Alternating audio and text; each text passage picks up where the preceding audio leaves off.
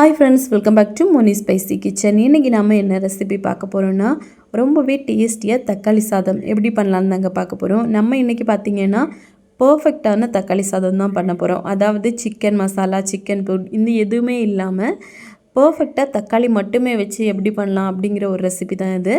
இது வந்து பார்த்திங்கன்னா நீங்கள் லஞ்ச் பாக்ஸ் ரெசிபியாக கண்டிப்பாக பண்ணலாம். ஒரு 10 மினிட்ஸ்க்குள்ளெல்லாம் நம்ம வந்து பண்ணி முடிச்சிடலாம். குக்கரில் ஒட்டாமல் நல்லா உதிரியாக சூப்பராக எப்படி பண்ணலான்னு பார்க்கலாம். ஃபஸ்ட்டு இது பண்ணுறதுக்காக ஒரு குக்கர் எடுத்துகிட்டு ஸ்டவ் ஆன் பண்ணிக்கோங்க. இதில் வந்து தேங்காய் எண்ணெய் ஒரு 2 டேபிள் ஸ்பூன் போட்டிருக்கேன். ஒரு 1/4 டீஸ்பூன் அளவுக்கு சீரகம், ஒரு கைப்பிடி அளவுக்கு கருவேப்பிலை போட்டுக்கலாம். 2 பச்சை மிளகாய் போட்டுக்கோங்க. அப்புறமா ஒரு 10 போல் பூண்டு போட்டுக்கலாம். இது கூடவே சின்ன வெங்காயம் ஒரு 10லேருந்து 15 நல்லா நறுக்கிட்டு போட்டுக்கோங்க. போட்டு ஃபஸ்ட்டு இது எல்லாத்தையுமே நம்ம வந்து நல்லா இந்த எண்ணெயில் ஃப்ரை பண்ணிடலாம். கொஞ்சம் நல்லா வதங்கி வரட்டும். கொஞ்சம் வதங்கினதுக்கப்புறமா நான் தக்காளி கட் பண்ணி வச்சுருக்கேன். தக்காளி பார்த்திங்க அப்படின்னா ஒரு மீடியம் சைஸில் இருக்கக்கூடிய தக்காளி ஒரு 5 தக்காளி எடுத்து இந்த மாதிரி நீல வாக்கில் கட் பண்ணி வச்சுருக்கேன். இப்போ இதையும் உள்ளே போட்டு நல்லா வந்து நம்ம மிக்ஸ் பண்ணிடலாம். இப்போ இந்த தக்காளி வெங்காயம் எல்லாமே பார்த்திங்கன்னா கொஞ்சம் குழைவாக வேகணும். அது வரைக்கும் நல்லா வந்து மீடியம் ஃப்ளேமில் வச்சு மிக்ஸ் பண்ணி கொடுங்க. இப்போ இதில் இது சீக்கிரமாக வேகிறதுக்காக ஒரு டேபிள் ஸ்பூன் அளவுக்கு உப்பு போட்டுக்கலாம். அப்புறமா மிளகாய் தூள் ஒரு 1.5 டேபிள் ஸ்பூன், மஞ்சள் தூள் பார்த்திங்கன்னா ஒரு 1/2 டேபிள் ஸ்பூன், மல்லித்தூள் ஒரு டேபிள் ஸ்பூன் போட்டுக்கலாம். அப்புறமா பெப்பர் தூள் ஒரு 1/4 டேபிள் ஸ்பூன், கரம் மசாலா ஒரு 1/4 டேபிள் ஸ்பூன் இவ்வளோ போட்டுட்டு நல்லா வந்து மிக்ஸ் பண்ணிடுங்க. இப்போ இந்த பொடிகளோட பச்சை வாசனை எல்லாம் போகணும். அது வரைக்கும் நல்லா வந்து நம்ம மீடியம் ஃப்ளேமில் வச்சு நல்லா மிக்ஸ் பண்ணி கொடுத்துக்கலாம். இப்போ ஓரளவுக்கு இது நல்லா வந்து வதங்கி வரட்டும். இந்த தக்காளியும் பார்த்திங்கன்னா கொஞ்சம் நல்லா மசிய வெந்து வருது.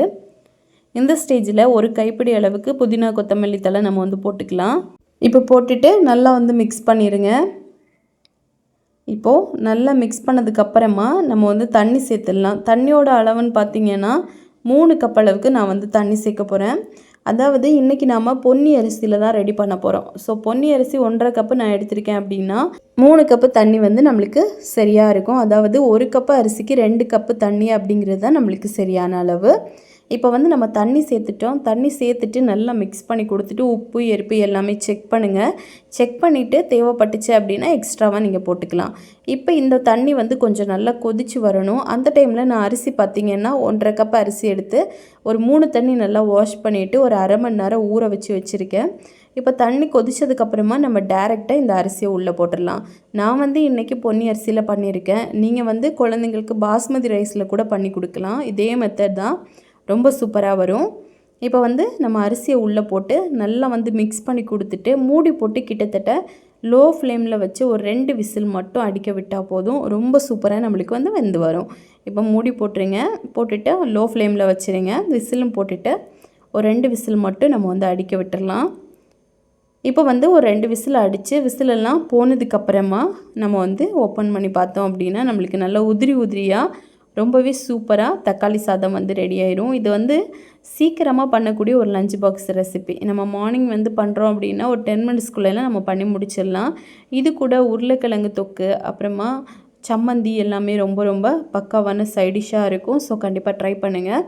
ட்ரை பண்ணி பார்த்துட்டு எப்படி வந்துச்சுன்னு மறக்காமல் கமெண்ட் பண்ணுங்கள். இதே மாதிரி இன்னும் நிறைய ஹெல்த்தியான லஞ்ச் பாக்ஸ் ரெசிபிஸ் வேணும்னு நினச்சிங்கன்னா மோனி ஸ்பைசி கிச்சன் சேனலை சப்ஸ்கிரைப் பண்ணுங்கள், லைக் பண்ணுங்கள், ஷேர் பண்ணுங்கள். நெக்ஸ்ட் இன்னொரு வீடியோவில் உங்களை சந்திக்கும் வரை டேக் கேர், பாய்.